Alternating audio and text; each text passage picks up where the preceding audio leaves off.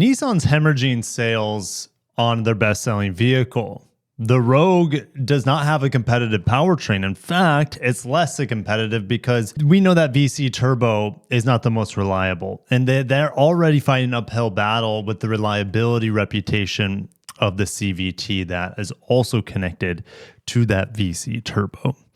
All right, so they're losing sales massively on their best-selling vehicle, the Nissan Rogue. They've refused to bring e-power hybrids, what they have in other markets, here to the United States because traditionally it has been terrible at higher speeds. Okay, it does not have the engine connected to the wheels in the e-power hybrids in order to make it more efficient on the highway. But that's all supposed to change with the third generation e-power coming into the Rogue here very soon. Now we have news that very soon has just been moved up. Automotive News has just let us know that you'll be able to get your hands on a Rogue e-power hybrid very, very soon here. And this is music to my ears. If it's exciting for me, this has to be music to the ears of the dealers and Nissan owners or fans right now, because they just have been getting trounced. Look, I can't talk about the new RAV4. I'm under embargo. All right, but it's fully hybrid now. No answer. Nissan, no answer. No answer to the Korean hybrids from the Tucson or the Sportage. No answer to the CRV hybrid. Now, this is accelerating. This is good. If you guys are excited for Nissan, hit the like button and subscribe. I don't know what Nissan has planned at the Japan Mobility Show. I'll be leaving for a week and a half. I will give you hands-on coverage, whatever Nissan does have there. However, here's the thing. It's probably the Elgrand, which we used to know as the Nissan Quest. I don't think they're going to bring it to America, despite the minivan market going absolutely bonkers right now in the United States. Here's Nissan. Oh, look at our new hybrid minivan. Here it is. Not for America, more than likely. And that is just, if the Elgrand doesn't come here, it just tells you how out of touch and how mismanaged Nissan has been for a very, very, very, very, very, very long time. Speaking of hybrid minivans, I'm reviewing the Sienna XSE this week. It's better than what I remember. And I think it's because Toyota's been improving it behind the scenes. Anyways, Nissan moves up launch of second Rogue hybrid to 2026. It was going to be 2027. Thank God it is not going to fall to 2027. It's been moved up. Thank the gods of Mount Fuji. All right. Nissan needs this. Nissan can't catch a break. This is the break that they needed. It's not the perfect break. It's not them getting handed hybrids right here, right now for multiple models. That's the miracle break that they need, but they need something, and that something's finally coming. By the end of this year, Nissan is expected to announce their new plug-in hybrid, and it is a rebadging of their partner vehicle, the Mitsubishi Outlander. So that is coming. However, that vehicle as a plug-in hybrid's great. It's pretty good. I haven't driven it since the refresh, but it keeps getting better, the Outlander plug-in hybrid. It's really the only compelling vehicle in Mitsubishi's lineup at the moment. Hopefully Mitsubishi has some amazing Delica news and Montero news at the Japan Mobility Show, but I digress. Okay, they were planning to bring this Rogue plug-in hybrid and taking advantage of the $7,500 EV tax credit. It is no longer available. They can't get a tax credit for this plug-in hybrid, and this plug-in hybrid from Mitsubishi is expensive. Let me show you. Well, I don't think we have any 26 models on here right now. I mean, good luck getting one for $35,000. That's an absolute steal. But these things, MSRP at 52 grand. 52 grand. Okay, so this car has benefited massively from the EV lease credit loophole to get it significantly cheaper. Significantly. That is gone now. And maybe you can still snap up these things for well under $40,000. That's where it needs to be, in my opinion.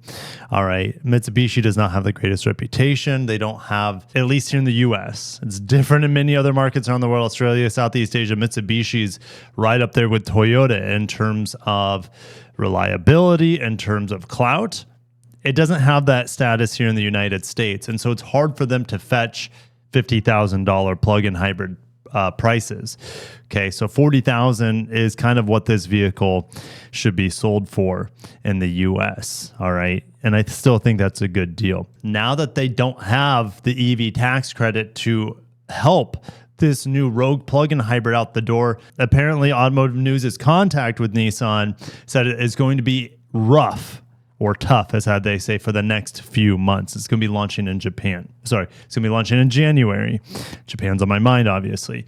Another person with the knowledge of the plan said Nissan expects to sell fewer than 10,000 Rogue plug-in hybrids in 2026, and it has the full year to sell them. If we get into Mitsubishi Motors sales here for Q3, the plug-in hybrid has only sold through 3 quarters 5,000 units. That means they probably will sell about 8,000 units at the end of 2025. That's actually less than what Nissan's expecting to sell with the Rogue plug-in hybrid carbon copy, the badge engineered version of the Outlander plug-in hybrid. That's a kind of a kick in the pants to Mitsubishi for them to have Nissan sell more of their prized possession than Mitsubishi themselves. With the Rogue plug-in hybrid, time will tell. But here's the thing, Mitsubishi they would be happy to contract manufacture vehicles for anyone. And that includes shelling out their prized possession, the Outlander. That's how bad of a position they're in right now. They need to sell this vehicle to absolutely anyone and everyone they possibly can. And that might just include, hey, Nissan, do what you can. Sell as many of you can of the Outlander plug-in hybrid as the Rogue. Fascinating. That plug-in hybrid is, like I said, it's going to be tough for them to sell when it has a $50,000 MSRP. This is what good leadership does for you. Ivan Espinosa, this is what he's doing everything he can to make Nissan formidable. Okay, their new CEO, their first ever non-Japanese CEO other than Carlos Ghosn. Nissan is accelerating the launch of the second Rogue hybrid model, meaning the plug-in is the first Rogue hybrid. This is their e-Power Rogue hybrid. Initially planned for the first half of 2027, the Rogue e-Power. It is now coming to dealers next October. That's still a year away, but it is exactly what needs to happen. This is the absolute fastest they can bring it. Okay. Now, more than likely, I wouldn't be surprised if it was something like, oh, we'll launch it in Japan first, and then, we'll bring it to US later. Or we'll launch it for the X Trail in Japan or in Europe, and then bring it to the US later. No, you can't afford a single month. Every month that goes by that the Rogue doesn't have a hybrid, the brand is falling into disinterest with their current customers and potentially new customers. Okay, so every second counts for this Rogue hybrid to come to the US, and they have to bring it in now October of 2026. It will be bringing in from Japan. And the initial idea before tariffs were that they would produce all of these in Japan. But it's just going to be for the first year and a half, maybe 2 years. They will start producing the Rogue hybrids in Smyrna, Tennessee in 2028. Keep in mind, this Rogue e-Power, the last article that I covered is that Nissan wants to produce about 140,000 e-Power Rogues. That's great. That's roughly about half of the Rogue volume here in the US. But they will keep increasing that Rogue output to 161,000 in the following 4 years. But you got to keep in mind, Nissan wants Ford and Stellantis to use this e-Power setup in their vehicles. And Nissan is saying, we can make a crap ton of Rogues. We can rebadge them into a Ford Escape. We can rebadge it into a Dodge thing. Ford should take Nissan up on this offer. Stellantis should take Nissan up on this offer. The more that buy into this, the cheaper it gets to manufacture, the more that you can mass produce it. And that is a very, very good thing because it means the car, in theory, could be more affordable for the customer. So we'll see if Ford and Stellantis or any other manufacturer get on board with having Nissan build hybrids for them. Now, we do know that Infiniti QX50, the new generation, will use this hybrid system as well. So that's at least one other player involved here. But Infiniti needs all the help they can get, even more so than Nissan. All right. By the way, I have another QX80 I'm reviewing this week, this time the Autograph. I really don't, since I just reviewed the new sport model like a month ago, I don't really know what to do with it. It just kind of landed on my my doorstep, which is great. I mean, I love the thing, but let me know what kind of content you want to see from a follow-up hands-on time with the QX80 Autograph. Get this, Nissan is the largest automaker with no hybrid or plug-in hybrid vehicles in the US. They don't even have a mild hybrid. And the Rogue is paying the price. Here's some really worrisome data.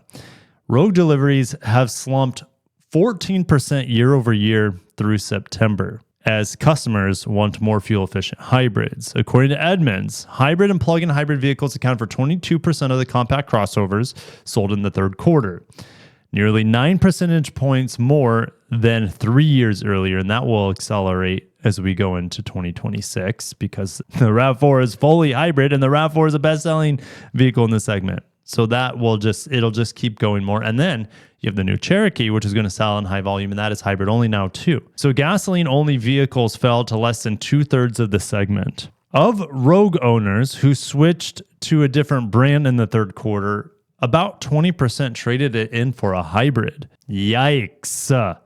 Yikes. The Rogue share of the segment fell to about 7% through 9 months from 11% 2 years earlier. This is what happens when you don't have a competitive powertrain.